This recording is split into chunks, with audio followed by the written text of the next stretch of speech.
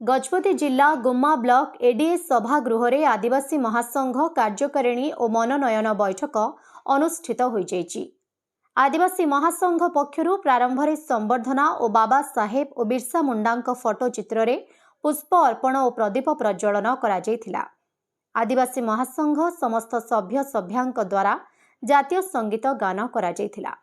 गुम्मा block आदिवासी महासंघ सांगठनिक संपादक ईबी जॉन मंडल स्वागत भाषण प्रदान करथिले। गजपति जिला आदिवासी महासंघ कार्यकारी सभापति शिक्षक सुरेंद्र नायक आदिवासी महासंघर लक्ष्य और उद्देश्य संपर्क में आलोकपात करथिले। अवसर प्राप्त ओडिशा प्रशासनिक सेवा अधिकारी अशोक भूया निर्वाचन अधिकारी भावे उपस्थित रही निर्वाचन कार्य परिचालना करथिले।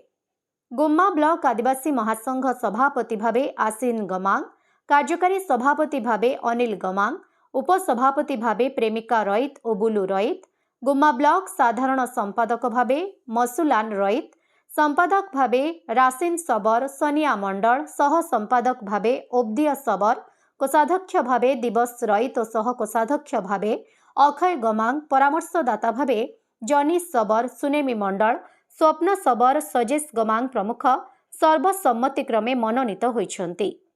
उपस्थित अतिथि माने आदिवासी महासंघ को संगठित करने को आह्वान देथिले।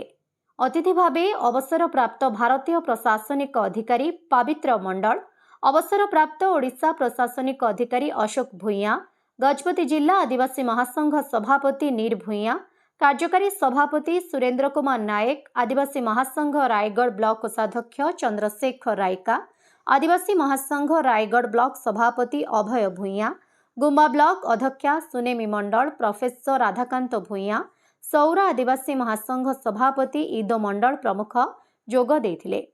मसुलान रईत धन्यवाद अर्पण करथिले। गजपतिरु टिकिली मांग रिपोर्ट, ओडिशा हाइलाइट समाचार।